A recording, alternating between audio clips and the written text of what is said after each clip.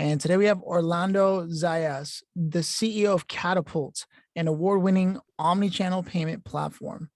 Zayas is known for the revenue growth strategies and visionary leadership and the e-commerce and retail space. Now, his future forward expertise has led companies such as GE Capital, Safeguard Products International, and DRB Capital.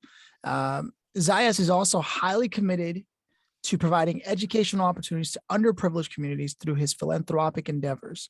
Zayas' business insights are regularly featured in publications such as Forbes, Entrepreneur Magazine, Retail Insights, and more. Orlando, how are you doing today? I'm doing great. Thanks for having me today. I appreciate it. Absolutely, man. It's always a pleasure to get to talk to another entrepreneur, someone who risks it for the biscuit, man. It's not a path everyone can walk and stare at people in the face and say that's what they are. So Right. I have to ask, do you come from a family of entrepreneurs yourself? I can't say that I did. I was an Army brat. My dad was a sergeant. I was one of 5 kids. Most of my siblings, working blue collar jobs, and I'm the first who kind of broke out, and not only was the first in my family to finish college and get an advanced degree, but also the first to run a business. Wow. Okay. So you ventured so far off the path. Now, was this on purpose, intentionally, or it just happened and it just happens to be who you are? I think it just happens to be who I am. I've actually thought long and hard about, what brought me to this point in time and why I've been driven to this success. I mean, my father died when I was 10 years old. He was obviously a sergeant in the Army, so he was very much about discipline and stuff like that. I was raised primarily by my mother, and so. And she was always very open and, try things. Like I remember when she talked about college, she would say, I want you to try it, but if you don't like college, it's okay. And I, maybe that's the only reason, maybe that's the reason I'm the only one who graduated. She didn't press us really hard. So I never got a lot of pressure to succeed from my family, but I always felt an inner desire, and maybe I kind of pass it off to being the baby of the family. That the baby of the family always has a lot to prove, and I always wanted to be successful, more successful than my siblings, and more successful than anybody in my family, and more successful than anybody in my high school. On and on and on. So I think it's just that inner drive to be. It's somewhat competition, right? But a lot of it's just I want to be successful. There was a chip on your shoulder, and and you know what? I think that's really cool. Usually some of the coolest people do have that, and the upbringing or the growing up isn't always easy. I myself, had lost my father early on too. So, but he tried to fight it for 20 years. So I think I know, just hearing that alone, plus your baby of all the family, you add that up, and sure enough, you've got a recipe for I'm going to do something, and people are going to know. So was it finally, do you remember the exact moment that Katapult came into your mind and you were like, yeah, I'm doing this? Because it's not your first company, right? No. So I actually didn't start Katapult, but I took it over at a very early stage. And I had heard about it. It was called Zibby at the time. Actually tried to buy it when I was with the other company I was with, because I thought it was a really cool business that I could take to the next level. And when I heard that they were looking for a CEO, I quickly raised my hand and said, let me take that over. I mean, literally it was, I think, they did around $17 million of revenue that year. So it was a tiny company. And I had grown a business that was about 450 million at that point. So a lot of people questioned it. They go, hey, is that a step back? But I knew that this was something that I could turn into something big and successful because of really about the financial inclusion and the e-commerce piece of it. To me, the non-prime consumer is being left behind with e-commerce. They don't have the same buying capability, and I saw that as a great opportunity. I mean, I came from that background, if you will. Being non-prime, having to hawk my high school ring to buy books in college and pay my way through school, so I know what it was like to try to get the things you need and what you have to do it. And I thought this was a perfect company to really leverage that and bring something to those families that need additional help at the time that they need stuff. I respect that. Now, I know it wasn't just seeing the need in the market. I'm sure you did your research. Did you meet with the team and say, yeah, I can even scale this team. Everything is looking good. Was that sort of the walkthrough that you went through? Oh yeah. Yeah. When we were looking to buy it, when I was the previous company, I met the founders, I met the team. And I like what they had. But I realized that, we needed to bring in a few other experienced people to really take it to the next level. So I thought between my leadership as well as bringing in the right people, which has always been my secret sauce of running a business, is you bring in the right people and you put them in the right seats, and the business usually can take off from there. So a combination of that, and just the right market, that this was a great, humongous opportunity, and I couldn't wait to do it. Yeah. Do you remember your first day as CEO when you showed up and you had to tell everybody, all right, everyone? I do. It was actually kind of funny because, it's a tech company, right? And it's a typical, it was New York City, Chelsea. Okay. Yeah. Cool. 22nd Street. Yeah. Yeah, exactly. I walked in dress pants and a button-down shirt, and everybody looked at me like I was crazy. Like literally, I got dirty looks.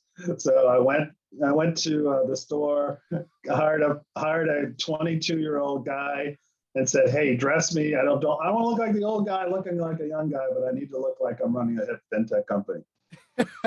Yeah. Now you see the result. Yeah, it's important. Yeah, people want to know, hey, look, we take things seriously here, but not that serious. Exactly. So you have your first day, you say your hellos, you get settled into the culture. Now, once you get acclimated to the way things were, did you see or have intentions of adding your own flavors to the operations and culture there? No, definitely, for sure. I mean, it was a cool, fintech culture, like I said, but I think the focus on the non-prime consumer and how to really focus on this consumer and bring the products that they need was lacking, I would say, a little bit. And so it was about treating that customer right. So, for example, one of the things we initiated pretty quickly was we don't charge late fees. We're very clear and transparent about what the customer pays. I mean, it's a non-prime consumer; they're not getting zero interest. So, as long as you're clear and transparent, but you give them the opportunity to pay it off quickly and reduce their cost of ownership, the better. And that's what we focused on. And then there's just the blocking and tackling, the operational things that needed to happen. And that's the right staffing in the call center, moving to chat. For example, we were one of the first companies that went 24-hour chat. People are shopping online. Wayfair doesn't shut down their website. So why did we shut down? And that was like one of the first questions I asked. I go, why is our chat shut down at 9:00 at night? And they're like, because they want to go home. I go, well, people are shopping at 10. We should be chatting with them at 10:00, or we should be answering those phone calls. So it was just things like that, the blocking and the tackling, and really focusing on, the merchants and explaining to the merchants what we provide and bring them all together, that helped propel us to where we are today. Now, as a CEO, were you not only running the company, but also were you put in touch with like directors of the board and things, investors, or is this a bootstrapped company? Oh no, it was we had a board. We had some VC investors who were on the board. And so, yeah, I immediately started working with them. Yeah. That was a whole new ball game. But they were thrilled because I think they were thrilled that, one, I had the experience of running a business similar to this. And we quickly made a lot of changes and, brought it to profitability, within 18 months, which I think was faster than they thought it would be brought to profitability, and just showed growth, right? We showed, the business kind of flatlined in the year before I took it over at that 17 million. And so, the next year we doubled it. The year after that, we doubled again. We really started a growth engine happening pretty quickly. And I think that was a combination of, again, bringing in the right people, bringing in the right sales talent, bringing in the right CFO. I brought my CFO with me, which is not unusual for a CEO to bring their CFO. So important. Right? You got to have somebody counting the money that you trust, and giving you the finance numbers. So she came along with me, and we built a strong team. And one of the big roles that I brought in was the risk leader who manages our underwriting and credit performance. And she's amazing as well. She's very analytical and brought in a whole new underwriting using machine learning and AI and her background on that to really create these models that we can underwrite better than I think anybody else in the marketplace right now. You know what I love most about this conversation, aside from the obvious success that I'm sure wasn't easy to establish before you joined Katapult and afterwards, what I love most about it though is that you say things like she and they serve directly under you and they're in high positions and they're managing the money, you know what I mean? And you're focused on the non-prime audience and the fact that your last name is Zayas and I get to interview you and I see this and I see someone who looks just like me, on the other end of this, running the show and proving that you can double up numbers almost immediately by coming in and starting to take over. For me, I think that kind of representation, that noise, that signal being sent, it's rare for me. And I interview a lot of business owners. I appreciate that. I actually just got chills because I feel good about it. I mean, I look at my team, and if you saw my team, it's probably one of the diverse teams I've ever worked with. I can't say that I go out and hire diversity for diversity's sake. I don't. I hire the best people, and they just happen to be diverse. I didn't mention my risk leader's Chinese, and my CTO is Indian, and of course my CFO is a woman, and so we have a very diverse team. I'm Puerto Rican, and so diversity is something we didn't have to strive for. It just happened because you hire the right people, they'll be diverse, because I always believe in diversity of thought as much as diversity of anything else. And I want people that are going to challenge me. I want people, my risk leader and I, we get in knockdown, drag out fights. But they're worth it. Right. But, you want somebody that is pushing back and saying, no, that's stupid. We shouldn't do it that way. And I literally think she said, that's stupid to me numerous times. So you want people on your team that tell you, hey, that's stupid. Yes. You don't want yes people. And a lot of times it takes a diverse team to do that. If everybody was like you, they might all agree with you every time too. Yeah, and there, there's something interesting about you want to talk about like the non-prime customer who tends to be, of ethnic background. They tend to also get along that way where, that's when you're close with someone is when you can say things like that, and you can actually. So I imagine that bled into the culture. So you've got this phenomenal background coming in. You showcase that, what? I can put the effort in and take what you thought was flatlined and give it a second life and even give it a stronger purpose than before. And on top of all of that, what does the future hold now for Katapult? What should people know while they're listening? What companies, sites, like what are you connected to? What's the word? Sure. I mean, obviously we're going to continue down our growth trajectory.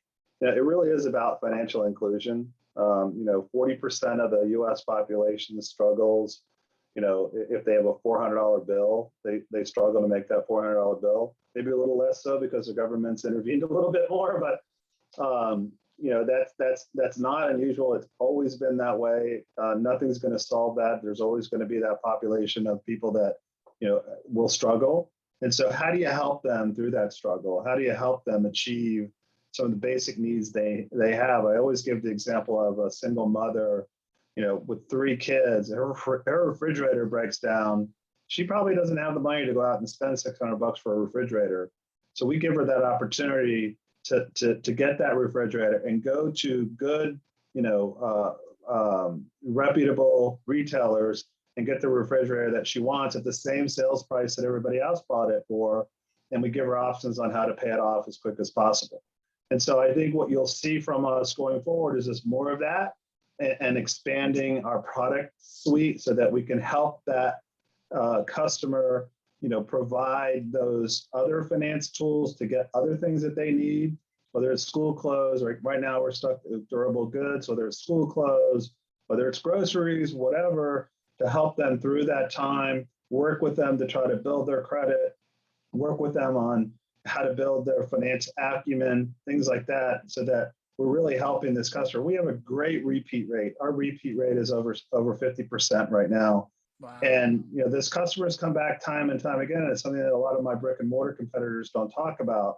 And the reason they do that is because we treat them fair. We're very clear and transparent. So we're going to take that same clarity and transparency around financial inclusion and continue to expand that to other financial products, maybe it be credit cards, installment loans, whatever, but focusing on that non-prime consumer. Oh yeah.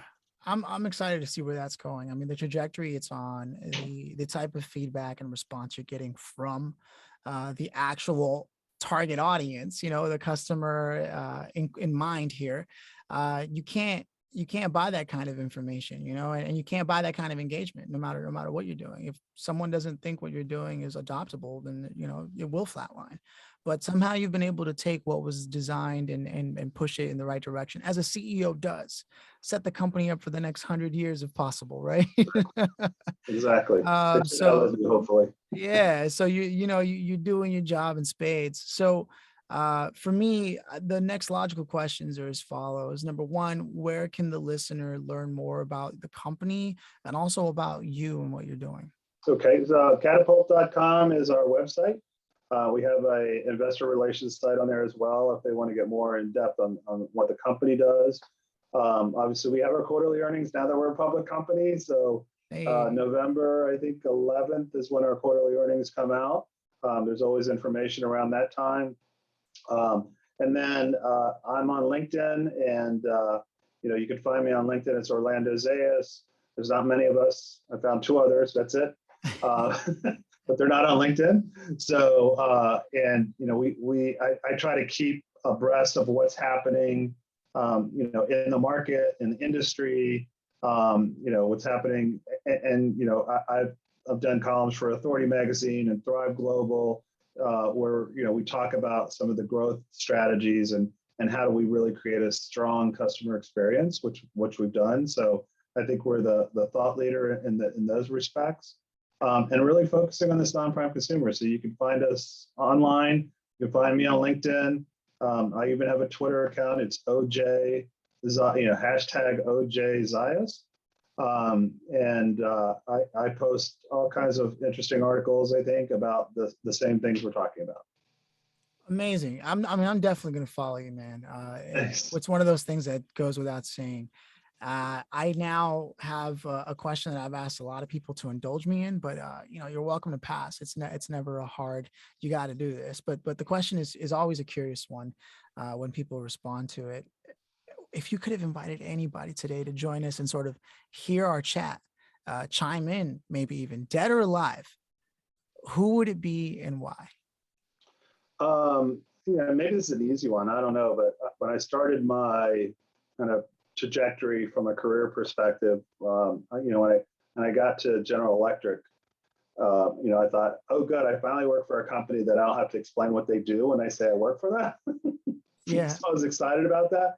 But what I loved about it was I came in at the end of Jack Welch's term, and Jack Welch did amazing things from a leadership perspective. I've read many of his books, and maybe some of those things don't apply today that he did, but there was a lot of good learning about walking around, about talking to your people, about picking up the phone if you had a question. Things that I learned from him, either through his books. I didn't get to meet him in person because when I joined GE, he was on his way out and Jeff Emmett wasn't coming in. But I think, and he had the same blue collar background that I had, and he, bootstrapped his way up on the corporate ladder in GE to run, one of the biggest companies in the world. And I think it's a great story. And it's something that I've always, whenever I'm faced with a difficult decision in the back of my head, I go, what would Jack do? Yeah, man. It makes so much sense.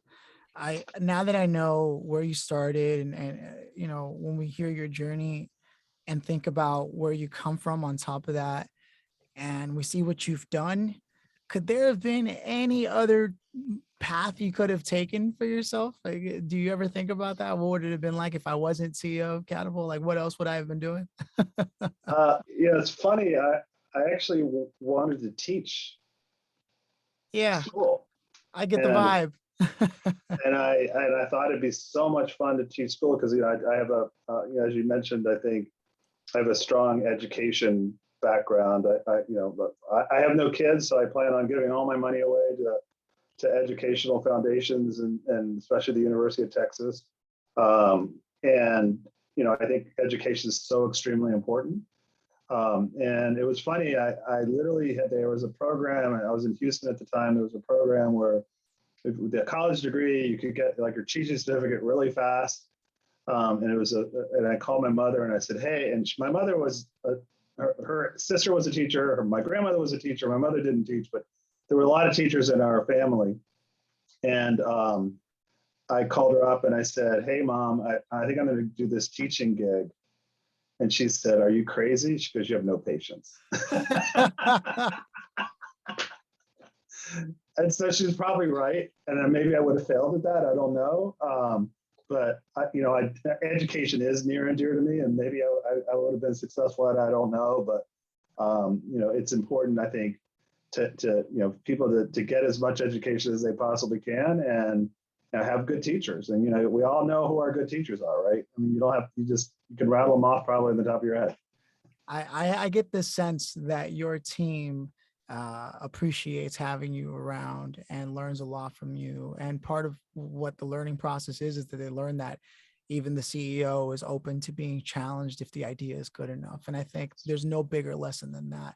I mean, you're a walking lesson, man. And thank goodness. Again, I want to go to catapult.com. That's with a K.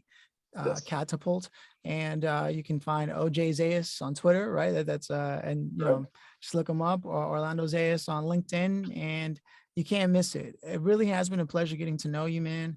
I hope this isn't the last time we chat. I'm going to follow you, so hopefully not. That'd be great. And thanks for stopping by. Thanks for giving me the time. I appreciate it.